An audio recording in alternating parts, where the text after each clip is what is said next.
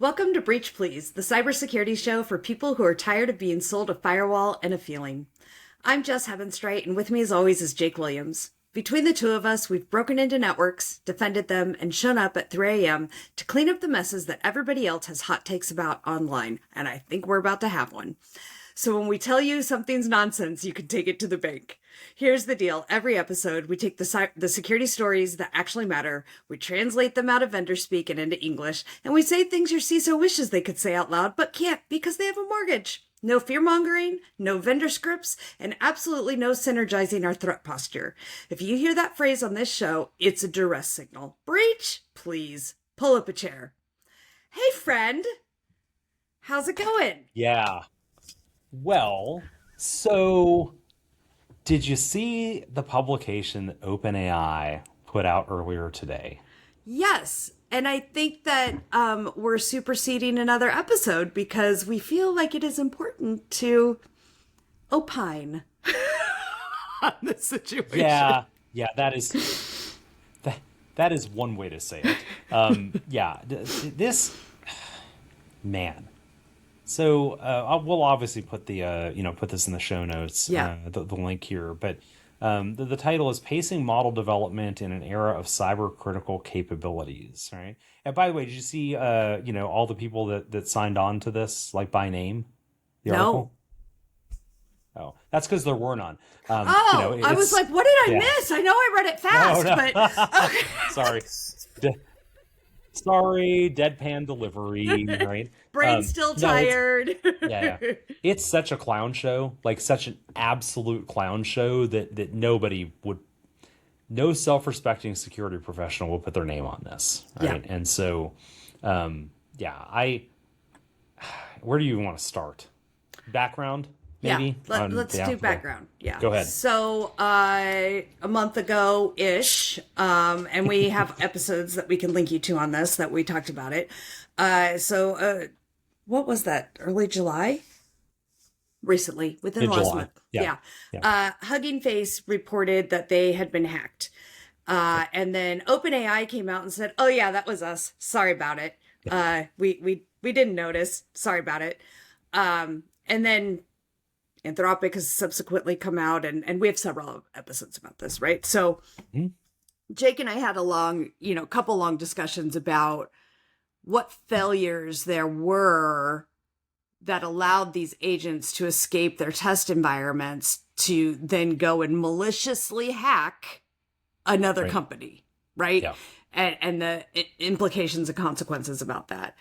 Hmm. So fast forward, like approximately a month, we now have this article from OpenAI saying, "Oh, well, security is so important and we need to make sure that we are monitoring and responding and doing all these things that I don't know, to me sounds like a lot of basic security you should have had in place anyway and that you are incredibly negligent in not Yeah. having these things." Yeah. I just reading this article with OpenAI talking about these things as if they're like so forward leaning and bleeding edge things, and I'm like, it's like network segmentation and actually monitoring the logs and having an SLA to respond, and I'm just like, you didn't have that before? Like, I Yeah. get standing up a company fast and being a startup, but you at this point, come on. Come on. Yeah. Because they talk about, they say, hey, our approach to developing more capable models rests on three reinforcing safeguards: monitoring, alignment, and security measures. The security measures they define as limiting what AI systems can access or affect. I like to refer to that as threat modeling. But so security measures seems a little bit generic there. Um, yeah, I mean, I I don't really know where to go with this, other than, you know, I read this as a bit of twofold, right? First off, a bit of a mea culpa, in the sense that they're saying we're going to slow down, um, or pace, right? The, additional model testing, and expanding their chain of thought monitoring. And again, I guess I just didn't, Wait, I just presumed that was all being done. I did too, but they they said it in the past tense. They said they slowed it down for 2 weeks. They didn't say it's ongoing pacing. Oh, you're right. I think I misread that. I'm trying to find the actual spot where it says it. Okay. Well, you keep going. Well, you find that. This included a 2-week pause in reinforcement learning training on our latest models intended for deployment while we further hardened and red teamed our research environments and expanded the coverage of our monitoring systems. Yikes. Okay. So we had a safety stand down for 2 whole weeks. Mm-hmm. Where we put all of the things missing in place in 2 weeks. Right. So I think the time that they spent on that's immaterial compared to, does it work, right? The proof's in the pudding, right? Yep. So, one of the things I think that drives me the maddest about this, right, is this whole we have to pause model reinforcement learning. The problem is not the model, right? Models themselves have modeled themselves. Dang, I just consciously whatever. Look. Models have no actual capability other than output text. That's it, right? Until you wire it to something, then that's where the threat modeling problem comes in. And now if I wanted to do real work, now I really have to monitor the heck out of this, right? To make sure that it doesn't have goal misalignment, right? Or, I don't know. Okay, you're an enterprise CISO, right? Reading this. This is going to doubtlessly, right, come into non-technical stakeholders' view. Do you think that you're going to have non-technical stakeholders ask, what are you doing? Are you pausing? Okay, so 100%. How do you handle that? I would talk about our specific environment. So I would give context to they're having to do this because they did not have these controls in place and operating effectively already. What makes us different, next slide, what makes us different is that we do logging and monitoring. We respond as evidenced by these KPIs of how many incidents we're responding to and what we're seeing and take it back to our environment and what controls we have in place that would have prevented it from happening in the first place. And therefore, I do not need to necessarily slow down. Yeah, I think that's a really good... what I probably would have started with, and I love your approach here, right, is to note that while they are pausing, we were already moving slow. Mm-hmm. And not as a pejorative, right? Yeah. I'd highlight that because... As an enterprise CISO, I've probably already dealt with some, enable or get out of the way. Right. Discussions. Yes. And of course, I want to do that, right? I want to enable or get out of the way.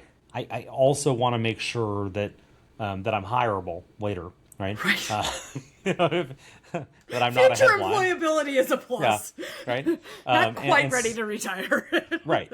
I mean, by all means, fire me today for standing in the way. If you're trying to do something horrifically, negligent, right? Especially if I truly am an officer, right? And we're talking about, DNO, right? Right. And so, because there's special, by the way, everybody wants to be a CISO, right? Until you find out about, DNO. And you don't get it a lot of times? Oh, the liability is there whether you have DNO insurance or not. Right? Oh, I Directors know. and officers insurance or not. Yeah. I know, but so many CISOs do not get the DNO insurance through their company. They have to go out on their own and get it because... You should be buying DNO, right? Yeah. Exactly. Yeah. So, fun times there. So I'm briefing that we were already moving slow. Yeah. But then I'm immediately pivoting that into... But slow is safe, right? We were doing slow because we were threat modeling. We were making sure that, and I'm now taking the victory lap of saying, this is how I made sure that you weren't a headline, right? Yep. And so, but I think everything else you said applies directly, right? It's the, it's the, hey, these are like we were already monitoring, We already had security monitoring for our tool calls, right? We had security Yeah. monitoring for, again, tool calls. We threat modeled, right? Unacceptable scenarios, and we had, hard safeguards in place, right? So pro code, not prompts, right? But pro code algorithmic Yeah. guardrails in place. Yeah. Any other takeaways? Well, I'm wondering how long before Anthropic has a competing blog post to say, "Oh yes, us too." Me too. Me too. Ooh, I hadn't thought about that specifically. Because it seems Yeah. like when one's coming out with something within days, the other one's coming out with a "Oh, me too." Yeah, kind of thing Yeah. lately. Okay. Yeah, I mean, there has been a lot of back and forth Me Too kind of stuff going on. It's like not to be outdone by someone else's compromise. Here's mine. Right. Which, God, a year ago, could you imagine? Could you No. freaking imagine? No, like this feels like the exact opposite of what we dealt with in early days of credit card PCI breaches, right? Yeah. Where everybody's like, it's not a PCI breach. You're like, we have the zip file the threat actor created with the database dump of the credit cards. And but we don't have any evidence that left the network. I'm like, only because you turned the network monitoring off 2 years ago to save money. Like, this is not, right? Like, every sign points to, like, do you think they collected them, zipped them up, right? And then didn't take them out of the network? And they're like, we have no proof. Now we've got folks racing to be like, Right. no, us too. Our stuff Yeah. definitely hacked other people as well, Yes. and want to make sure Yeah. you know about it. And it's like, Yeah. I don't know, it feels weird. Yeah. It feels weird. So, at Hacker Summer Camp, you were kind of forced to release your custody model a little Yep. bit early. And we said we'd circle back and talk about it. Do you think now's a good time to do that? I do, but before I do, I do want to talk quickly about the chain of thought stuff here, right? Okay, Because yeah. I think that's important.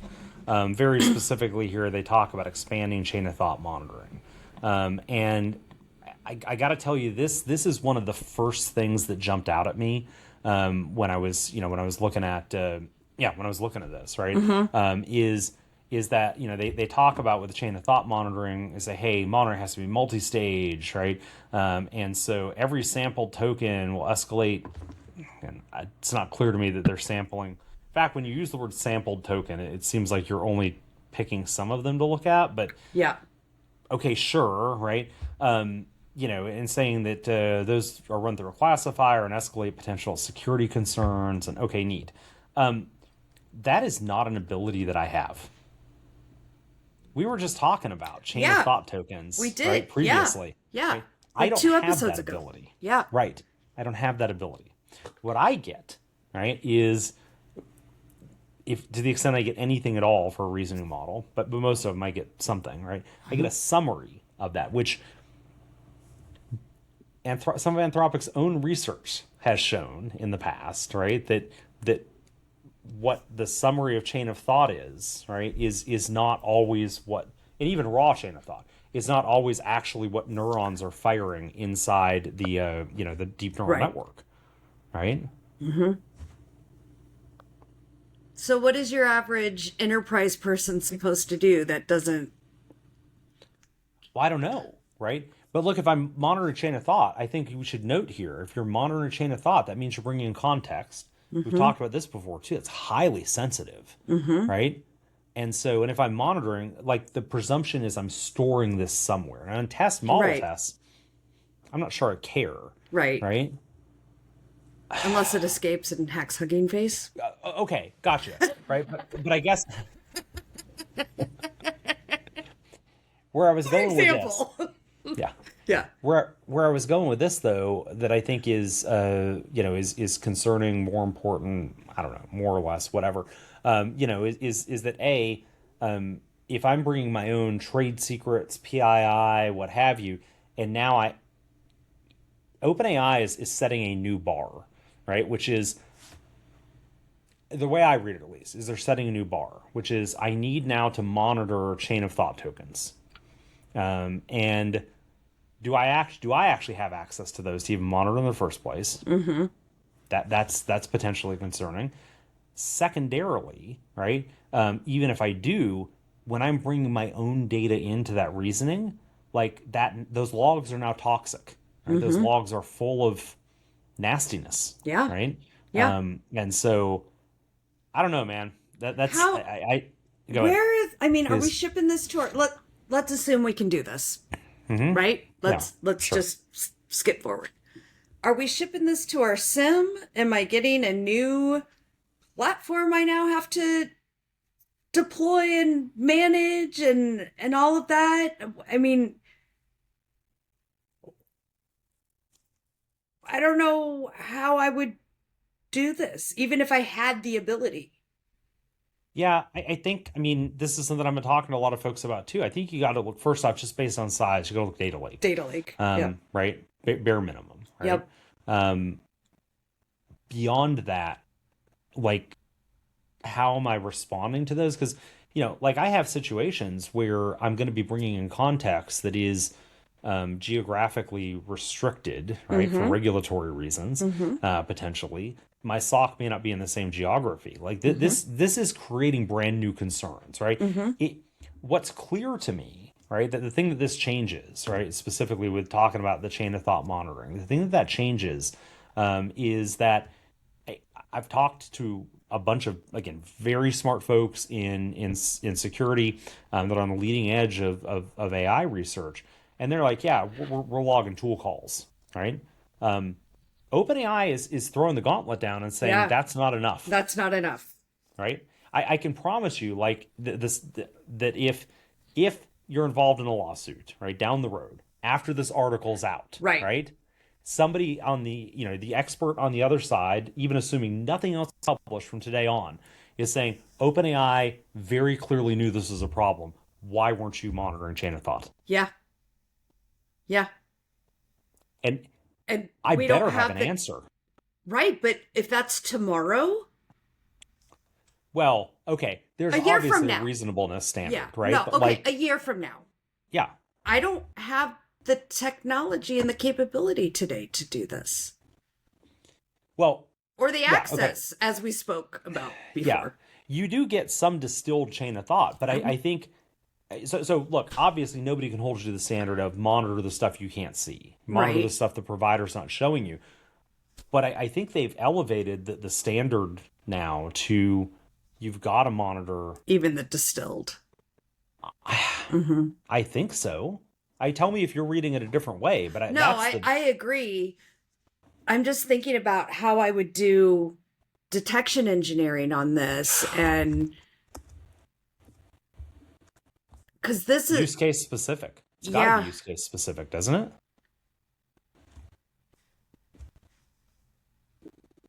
I mean, all detection engineering is use case specific. No, I'm going to argue with you there, right? So, like lateral movement, right? Like I can look and say, hey, somebody used WMIC to like run a remote payload, and okay, well, you probably don't have WMIC installed anymore, hopefully, but like, Oh, you that's haven't been in an organization lately, have no, I know, I was preempting the person commenting, Jake doesn't you? know WMIC has been Yeah, deprecated, dot yeah, dot I dot, know. right? It's Yeah, like, um, yeah. so I don't know. I guess like that though is pretty like I can write a rule and no matter where it runs, that should trigger an alarm that gets investigated. And I don't think that most, especially if we're talking about chain of thought reasoning, I've got to know what the use case of the agent is before I can say, oh, the agent is clearly now moving outside of its boundaries. Right. Right. Oh, I don't. Oh, Yeah, I don't like it either, right? If we're going to come to brass tacks. yeah. Yeah. Because like what I can rapidly say here, right? If you ever, gonna kind of come back around on custody, right? Since we were talking custody, Hmm. keeping agents in a network. If I just think about the mandate, because I've got three pillars there that I look at. It's autonomy level, it's the mandate of the agent, and then what's reachable, right? Because Yep. I couldn't reduce it to any less than that and still have it be remotely comprehensive. Yeah. But really the most important of those, first and foremost, is what's the mandate? Is an observational agent, right? So looking at logs, pulling in data, but not ever influencing the world. Is operational, meaning we're changing state somewhere. Reachability determines what. And there's adversarial, right? Which is what we saw in the Hugging Face situation. The agent had been tasked to not hack Hugging Face, but to, work through Complete a exploit thing. Yeah. Yeah. yeah. Well, but I think man, because here this is hard, right? Because it had been tasked to complete a thing, so that puts an operational. But the thing was create and test exploits, which feels very adversarial to me. And Yes. right? Yes. Okay. Right. Well, because like if I'm observational, any write should generate an alarm. This is where I start again. This is part of the framework. We'll link it in the show notes. All that. If it's operational, any escalation shaped activity is an alarm. But if you're adversarial, deity help you, because now I've got to bound what good adversarial looks like versus bad adversarial. That should be a walk in the park. Just I'm kidding. sure no problems at all, right? Central Park at night by yourself. Central Park is surprisingly. I've not had any. Well, then again, never mind. That's privilege talking. Yes. Yes, it is. Anyway. Anywho, moving on. That was embarrassing. But yeah, so I guess if we can kind of pivot back to enterprise here, right? So your enterprise CISO, let's say you're asked the question, how do I keep an agent in my network to make sure we aren't the headline? What are we going forward with there? Well, network isolation and segmentation, definitely. Fair. Yeah. Monitoring what it's doing. Yep. Right. And even not talking about chain of thought. Right. But yeah, gotcha. Network activity, system activity that it's like, oh, that's concerning. Right. You got to do that. I mean, those are my huge, like just off the top of my head, my number one and number two are isolating and monitoring. Okay. So I want the agent, I'm just devil's advocating here, right? I want the agent to be able to reach my SaaS services. Okay. All and of I needed them? to, well, no, maybe not all of them, right? But pick a couple, right? That I needed to touch, let's say. Okay. M365, right? If I say M365, does it matter from there? No. No? Okay. So reach is huge. And from a network isolation standpoint, right? I mean, red teams can tell you that you can, if you get the right privileges in M365, you can, not always, but often, right, pivot out of that environment into other tenants and or back onto prem, right? I'll devil's advocate here too and say monitoring is a reactive control, not a proactive. You need it, but it's right. So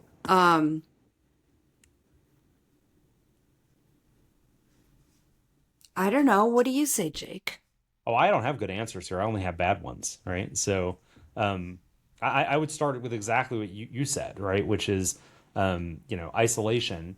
But then I have a quick, pivot out of isolation to, I need to enumerate all of the things, right, that we expect the agent to do. Right? Yeah. And then put in controls for things that would be unexpected. That's it, right? So what I briefed to folks in the past, and again, nobody's doing this well, right? It should be super clear. Well, this is fresh frontier. This is... It is. Well, we're building the best practices in real time. Yes. Yep. Yeah.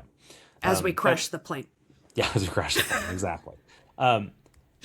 So the approach that I've taken, right, with folks is to say, okay, look, we've got...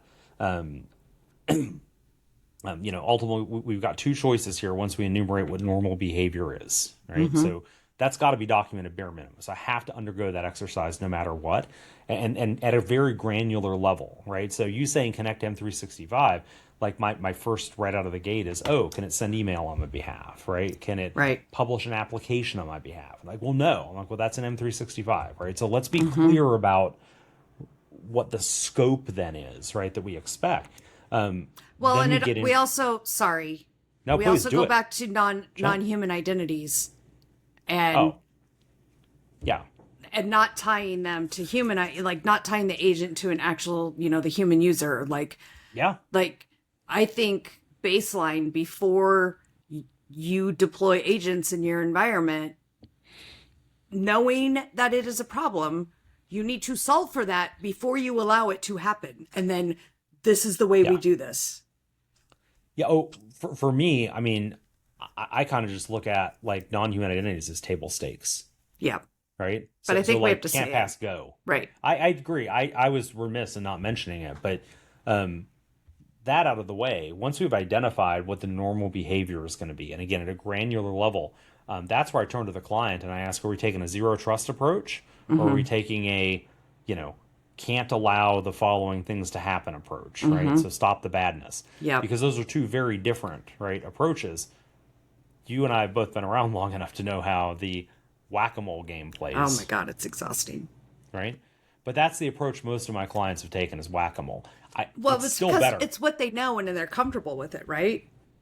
Well, it's also phenomenally easier Yeah. to do, right? Because in the whack-a-mole approach, what we're doing is then we're saying, okay, here's the intended behavior. We're then given those capabilities that we're going to have to give the agent. We're combining those in Yeah. different ways, right? And saying, this is a combination failure case that we just cannot allow, Right. right? And then I put a pro code control in that says, don't allow this, Mm-hmm. right? And restrict that from happening someplace. That's only as good as my imagination, Yep. right? Right. But it's so much harder to literally build a box around and say only the following things can happen because what you end up with is far less autonomous, right? Mm-hmm. And it just and frankly, in a lot of cases, not as useful and less risky. But yeah, I don't know. Thoughts there? No, I agree. And if I'm using an agent or I'm being directed to come up with an agent for something in my business, it's because they're wanting to move fast. They're wanting to be on the leading edge and Yeah. more efficient and fire people Right. and whatever. And so security coming in, it's this age old thing of security slows us down. They're the department to know. They make everything worse for Right. us. We can't do anything. And so it is hard to say, well, we're going to box this in, right? Where Yeah. it does make it less capable. And they're like, well, then, I could just, keep, Jessica on the staff and just have her continue doing her job. And so then you become standing in the way of business goals and EBITDA and all of these kinds of things. And you're Yeah. a problem and you are asked to leave. Made available for industry. Made available for industry. I love that term, right? And so Yeah. the whack-a-mole is easier because it's like, oh, saw it. Oh, Yeah. didn't anticipate that, but we saw it now. Fix it. Right. Yeah. Right. Yeah. So that's kind of where I've sat as well, right? Or what I've noticed as well, I guess, is that the organizations that are trying to rush headlong in, which is why I don't think we're doing any zero trust. Sorry, brain Yes. melt. Yep. The zero trust approach is because the organizations that are so heavily leaning into this right now are they want to be able to demonstrate some return. And I'm hearing that consistently. We got to show progress. We got to show. Yeah. And I'm like, okay, right, but we've got to be clear that everyone in the room as an adult understands that we are, not doing security best practices, and we understand that, right? Just It's even a a foundational risk, zero it's a risk trust acceptance, versus right? it is. Yeah. It is. Yeah. Yeah. Yeah. I don't have good answers here. I mean, but it's a great time to be in incident response. I guess that's the. It is. Yeah, Hence yeah, the backs. so, yeah. Yes. Yes. I Yeah. get that. Believe me. Yes. So. Yes. Okay. Well, hey. What do you think? I think time? that's it. Yeah. I Let's would rock. love to hear from more of our listeners. So, reach out to us. Comment Yeah. on our videos, comment on our feeds. Reach out to us socials at breachplease.fm. And we'd love to hear from you. So That's the episode. Made you smarter? Tell a friend. Made you mad? Tell your vendor. Breach Please is a production of and copyright of JWJH Media LLC, all rights reserved. Legally, the opinions of our hosts are our own. We're an LLC, so yeah. None of this is legal, financial, or security advice. Do your homework before pointing anything we said at prod. Thanks for listening. Patch something. Make a threat actor's life suck a little more. Follow the 3-2-1 rule, and see you next time on Breach Please.